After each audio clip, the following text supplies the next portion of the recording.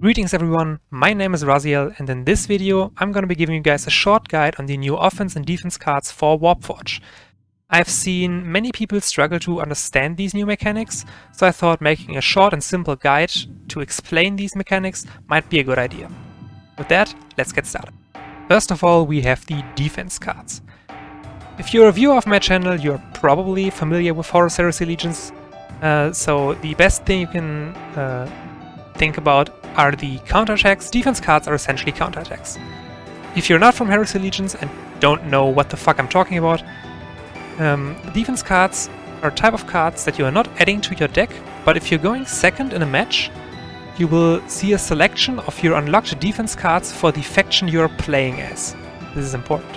So, for example, if you have all three Ultramarines defense cards unlocked, and you are playing Ultramarines against, let's say, Black Legion, and Black Legion is going first, so you're going second, then when the game starts, you will see a selection of these three cards, and you can choose the defense cards that you prefer in this matchup, or maybe just your favorite defense card to add to your hand. And that's it really.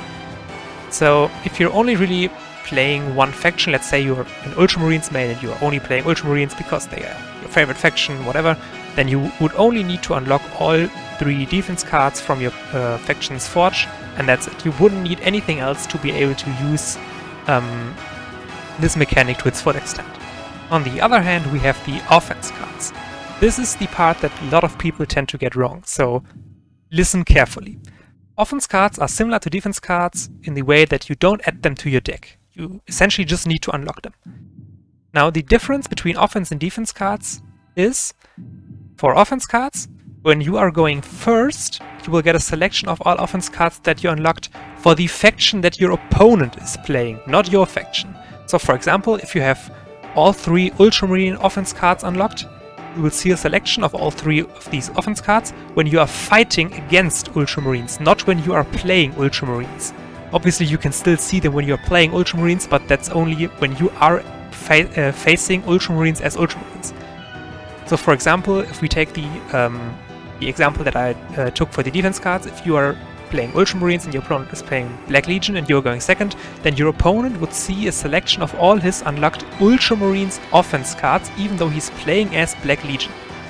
This means that, once again, if you're only really playing one faction, let's say you are the Ultramarines player from the previous example, and you really like Ultramarines, you would still need to unlock all the offense cards for the other factions in their respective forge to be able to really play Ultramarines to their full extent. So, for example, if you only have the Ultramarine forge leveled up to the maximum, which I doubt because it's still very early in the game and it's really hard to get past like level 5 by now. I've seen people that are like level 3 or something. I personally am still level 1.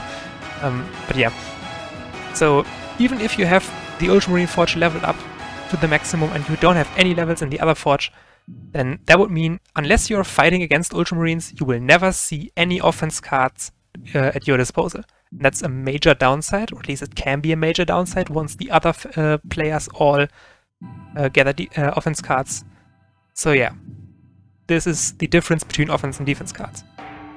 Oh, and one final thing that I forgot to mention is, when you get this selection of offense cards, you can also choose none of them. So let's say you only have one offense card unlocked, and as you know, offense cards are a global effect. So, for example, Ultramarines have an offense card that makes it so that there's a 10% chance every turn for all units or a number of units to receive damage.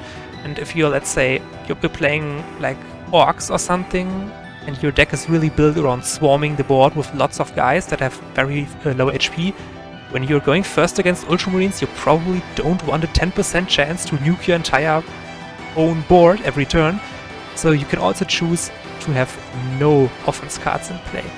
So, but then again, this is the perfect example why you should, in the long run, aim to get every offense card in the game, because there are scenarios where offense cards can really help you or really hinder your opponent, but you, as I said, you need to unlock them, and the best of them are probably very, very, very far into the forge, so keep on grinding. And that's it for this short guide on offense and defense cards. thank you guys for watching.